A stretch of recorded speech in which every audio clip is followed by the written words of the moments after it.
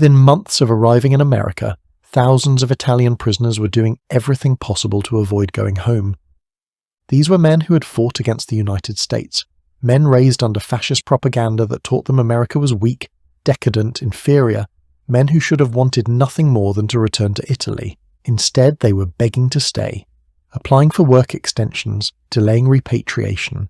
Some even considered desertion, not because they were forced, but because they had discovered something in America they'd never known existed, a way of life, a set of principles, a promise of opportunity that made them willing to abandon their homeland forever. What could possibly do that to a man? What could transform an enemy soldier into someone who would give up everything to stay in the country he'd fought against? The answer wasn't just about prosperity or comfort. It was about something deeper, something fundamental about what America was and what it represented. And when Italian prisoners finally understood it, there was no going back. This is one of over 50 stories I'm sharing from World War II prison camps. New story every day. Subscribe so you don't miss them. Let me show you what these men discovered about America and why it changed them forever. By autumn 1944, over 51,000 Italian prisoners were held in camps across the United States. Italy had surrendered in September 1943 and declared war on Germany. The US military reclassified these prisoners as Italian service units, and over 45,000 volunteered to work supporting the American war effort, nearly 90% of those held. This high volunteer rate itself was unusual and significant. These weren't men being coerced. They were choosing, voluntarily, to support America against their former ally Germany. Something was already shifting in how they understood the world. These men came predominantly from rural southern Italy. Most had been conscripted. Many were farmers or farm labourers who'd worked land they didn't own, giving most of their harvest to absentee landlords who lived in cities and contributed nothing. They'd grown up in a system where your birth determined your destiny. If your father was a sharecropper, you'd be a sharecropper. If your grandfather had been poor, your children would be poor. Hard work rarely led to advancement. Excellence brought no reward except perhaps slightly less poverty. The idea that an ordinary man, someone born with nothing, with no connections, with no noble blood, could own land, build prosperity, rise as far as his abilities would take him. That was fantasy. That didn't happen in the world they knew. America was about to show them it wasn't fantasy at all. The American farmers who employed these Italian prisoners represented something the Italians had never encountered. These weren't aristocrats or government officials. They were descendants of immigrants, Swedish, German, Irish families who had arrived in Kansas with nothing. Nothing except one thing. They'd come to America. And in America, that was enough. These farmers' grandfathers had arrived as poor immigrants. They'd worked as labourers, saved every penny, bought small plots of land on credit. Their fathers had broken prairie sod with hand ploughs, survived droughts and dust storms and economic depressions, built farms acre by acre through backbreaking work. Now these farmers owned hundreds of acres. They had modern equipment. They raised families in prosperity their ancestors couldn't have imagined. One generation, sometimes two. That's all it took in America to go from immigrant with nothing to prosperous landowner. Not because Americans were inherently superior, not because of special gifts or privileges, but because America had created a system, a revolutionary system, where hard work was rewarded, where innovation was encouraged, where you owned what you built and kept what you earned. This was completely foreign to the Italian prisoners. In Italy, hard work enriched landlords. Innovation threatened established interests. Building something meant someone more powerful would take it from you. But in America, the system was designed differently. Designed by men who, in 1776, had declared something radical, that all men are created equal, that they're endowed by their Creator with certain unalienable rights, that among these are life, liberty, and the pursuit of happiness, not the guarantee of happiness, not happiness provided by government, but the right to pursue it, the freedom to work, to build, to try, to fail, to try again, to succeed, and to keep the fruits of your success. For 170 years, that principle had been drawing people from every corner of the earth, people who wanted a chance, people who were willing to work, people who believed that tomorrow could be better than today, that their children could rise higher than they had, that effort and excellence mattered more than birth and connections. And those people had built something unprecedented in human history. In October 1944, A farm supervisor in the liberal Kansas area decided to take a group of Italian workers into town on their day off. By then, relationships between Italian workers and American employers had evolved beyond prisoner guard. These were working relationships built on mutual respect. The Americans saw that the Italians worked hard.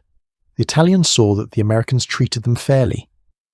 The supervisor loaded 15 to 20 men into a truck and drove them to liberal Kansas. Population 5,000. A town that embodied everything unique about the American experiment. Liberal had been founded in the 1880s, just 60 years earlier, when pioneers pushed westward. The land had been raw prairie, home to buffalo and native tribes, untouched by agriculture. Then Americans had come, not because a king sent them, not because government ordered it, but because they wanted to build something for themselves. They'd surveyed the land, filed claims, built homes, planted crops, established schools and churches, created a town from absolute wilderness. They'd done it through voluntary cooperation, neighbours helping neighbours, citizens organising together, communities forming naturally because free people working toward common goals could accomplish remarkable things. This was the American frontier spirit, the belief that you could go to empty land and build civilization through your own effort, that you didn't need permission from nobility or blessing from bureaucrats. You just needed will and work and the freedom to try, and in 60 years they'd built liberal Kansas, a functioning town with paved streets, electricity, running water, schools, churches, businesses, built not by government decree but by free citizens making free choices and cooperating voluntarily. The town the Italian prisoners saw that Sunday morning in 1944 showed what that spirit had created. Clean streets maintained not because a dictator demanded it, but because citizens took pride in their community. Well-kept buildings owned by people who'd built businesses from nothing.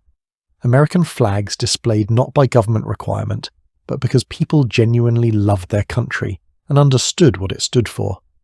Those flags represented something profound. America had been born in revolution against tyranny.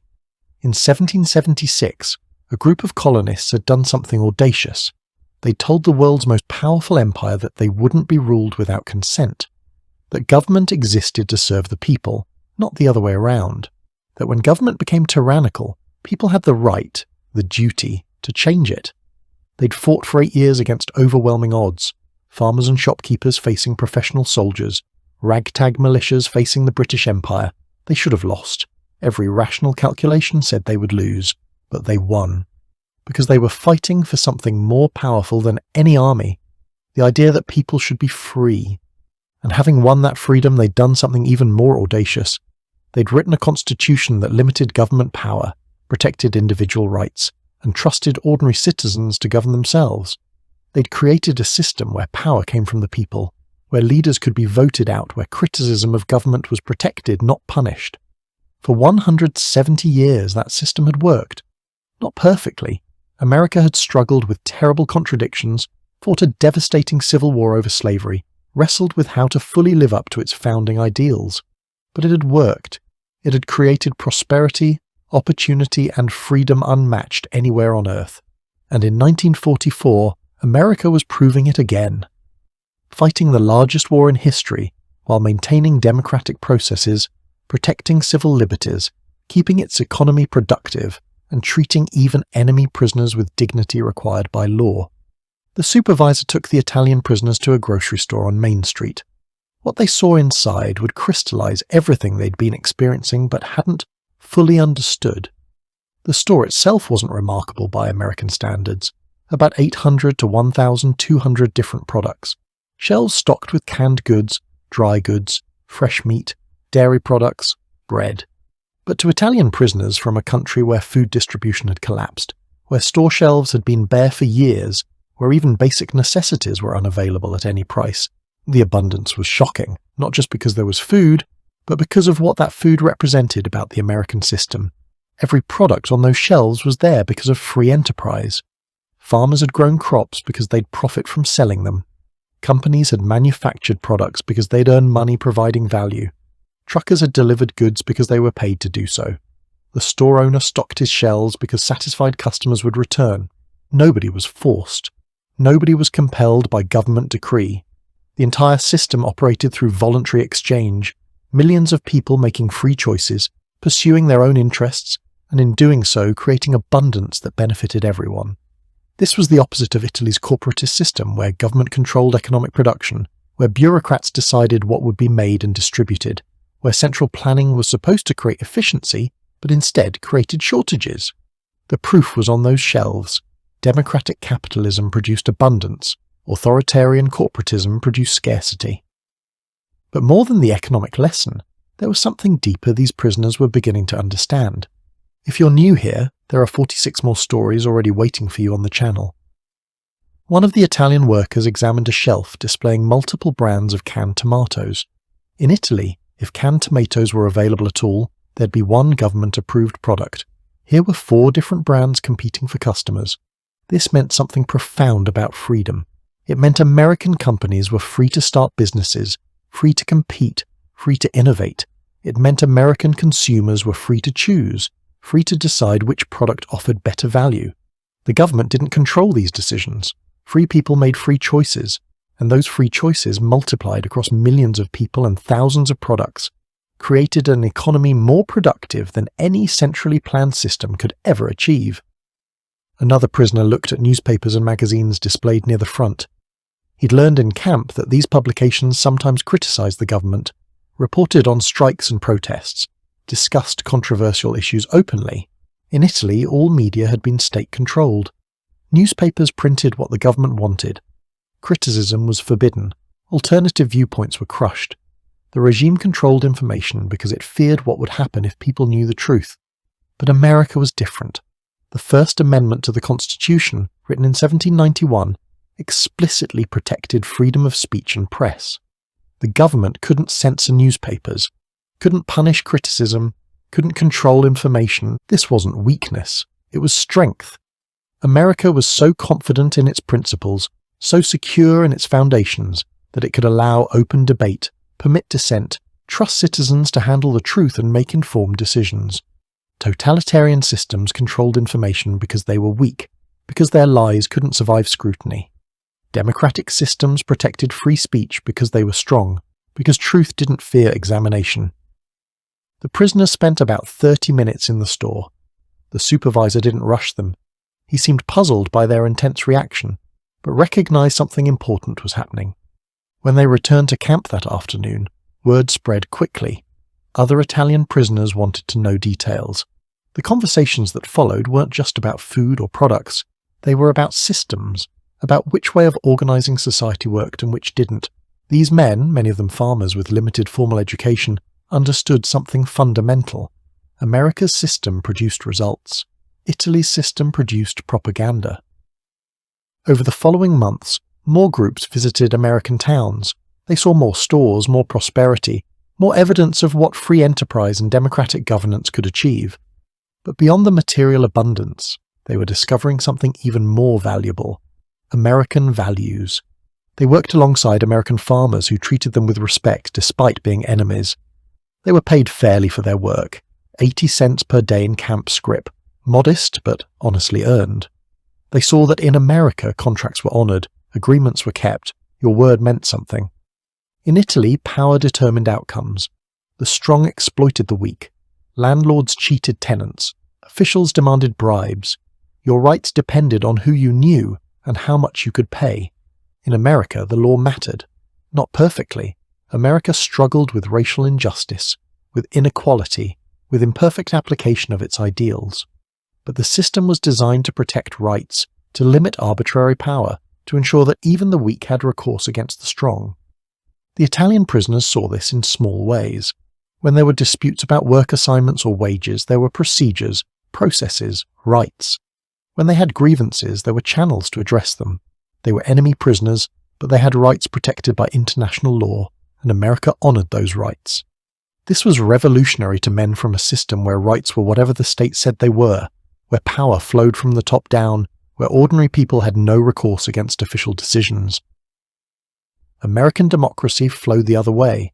Power came from the people. Officials served at the consent of the governed. Citizens had rights that government couldn't violate. The education programs in camps taught this explicitly.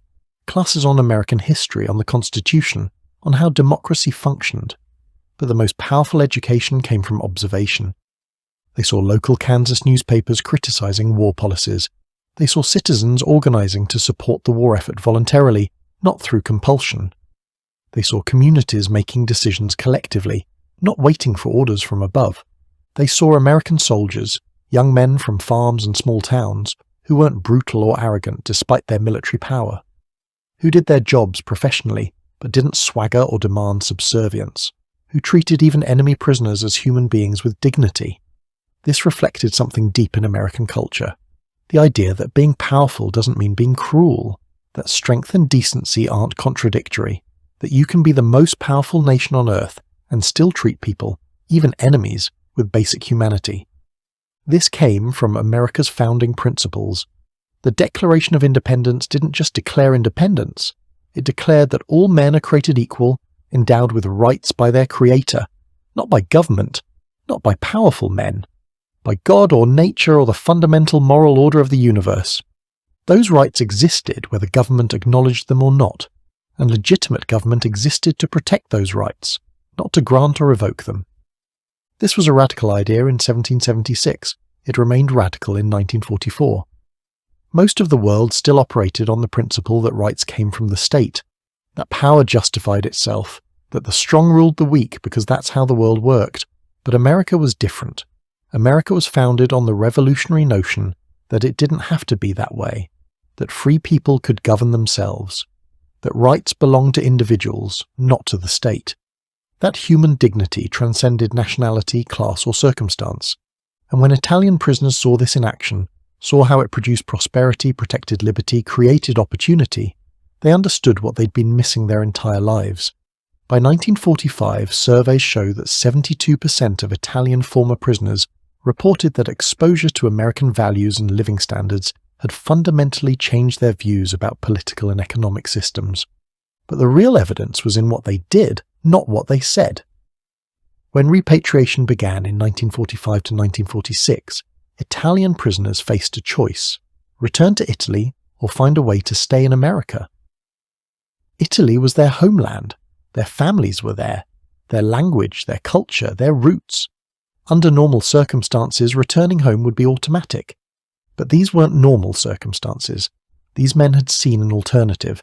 They'd experienced a different way of life, and many of them couldn't bear to go back. Records show that thousands delayed repatriation as long as possible. They applied for work extensions. They volunteered for every assignment that might postpone their return. Some openly stated they didn't want to leave America. This wasn't just about material comfort, though Italy was devastated while America prospered. It was about something deeper. They'd tasted freedom, real freedom, not the propaganda version where the state claims to give you freedom while controlling every aspect of life, but actual freedom where you make your own choices, pursue your own goals, build your own future. They'd seen opportunity, real opportunity. Not the empty promise that hard work might slightly reduce your poverty, but genuine opportunity where effort led to advancement, where you could rise as far as your abilities would take you, where your children could have lives better than yours. They'd experience dignity, the dignity of being treated as a human being with inherent worth, not as a subject to be controlled or a resource to be exploited, the dignity of having rights that others had to respect, the dignity of living in a system that valued individual liberty over collective conformity. And having experienced these things, many couldn't imagine going back to a system that offered none of them. Between 1945 and 1960, approximately 8,000 Italian former prisoners immigrated to the United States, roughly 15% of all Italian prisoners held during the war. This is an extraordinarily high percentage. These weren't people fleeing war or persecution. Italy was at peace by 1945. These were men making an active choice to leave their homeland and become Americans. They settled in the communities where they'd been prisoners. They returned to Kansas, to Nebraska, to Missouri, to the small towns and farms where they'd discovered what America meant. One documented case from immigration records. An Italian former prisoner returned to Italy in 1946, worked for 3 years trying to rebuild, then immigrated to America in 1949, sponsored by the Kansas farmer who had employed him during the war. In his immigration interview, he explained his decision simply: In Italy, I could work hard my entire life and die poor like my father and grandfather. In America, I can work hard and build something. I can own land. My children can go to school, can become whatever they want. That's why I'm here. That's why I'll never leave. That sentiment, that in America anything is possible, that hard work is rewarded, that your children can rise higher than you, appears repeatedly in interviews with former Italian prisoners who immigrated. They'd seen it proven. They'd watched American farmers whose grandfathers had been poor immigrants now prosper. They'd seen the American system work. They wanted to be part of it. These men raised American children. They built American businesses. They became American citizens. They voted in American elections. They flew American flags from their porches and meant it, because they knew what America represented and they'd chosen it freely over the country of their birth. They became bridges between Italian and American culture, maintaining ties to Italy while fully embracing American identity. They never forgot where they came from, but they knew where they belonged. Their transformation from enemy soldiers to proud Americans, from men who fought against the United States to men who raised their children to love it. This was the ultimate vindication of American principles, and America didn't conquer them, didn't force them, didn't indoctrinate them through propaganda. America simply showed them the truth, showed them what freedom looked like, what opportunity meant, what human dignity required. And the truth was so powerful, so undeniable, that it transformed enemies into the most patriotic Americans you could find. Because people who choose America, who've seen the alternative and rejected it, who've experienced both systems and picked freedom, those people understand what America means in ways that people born into it sometimes forget. Tomorrow's story. What happened when German prisoners encountered American freedom and realized everything they'd been taught about strength and order was backwards? Subscribe so you catch it. New story every day. The Italian prisoners who walked into that Kansas grocery store in October 1944 weren't just seeing shelves stocked with food. They were seeing evidence of what free people could build. They were witnessing the results of a system founded on the revolutionary idea that individuals matter, that rights precede government, that liberty works. And once you've seen that clearly, once you understand that freedom produces prosperity, while tyranny produces poverty, that dignity comes from respecting rights, not trampling them, that America's principles work because they're true, you can't unsee it. You can't go back to believing the lies. You can't pretend that authoritarian systems work better. You can't accept that birth determines destiny, or that ordinary people can't build extraordinary lives, because you've seen the alternative. You've lived in America.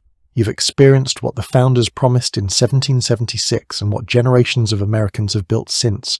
And if you're wise, you hold on to it. You fight for it. You make sure your children inherit it, because it's precious, because it's rare, because most of human history is the story of people living under systems that crush them, and America is the magnificent exception.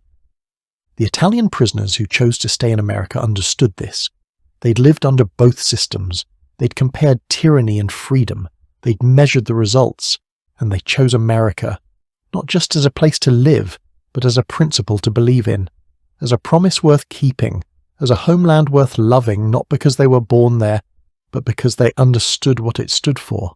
That's what they saw in Kansas in 1944. That's what changed them forever. That's why thousands of them gave up everything to become Americans. Because once you understand what America really is, not the propaganda version from either side, but the real thing, the actual functioning system built on revolutionary principles, there's nowhere else you'd rather be. And that's still true today. That's still what America offers to anyone willing to work, to build, to embrace the principles of freedom and opportunity that our founders declared and that generations have defended. The Italian prisoners saw it, they chose it, they built lives around it. May we never forget what they discovered. May we never take for granted what they fought to become part of. And may we pass on to our children the same America that transformed enemy soldiers into patriotic citizens. The America that works not because of who we are, but because of what we stand for.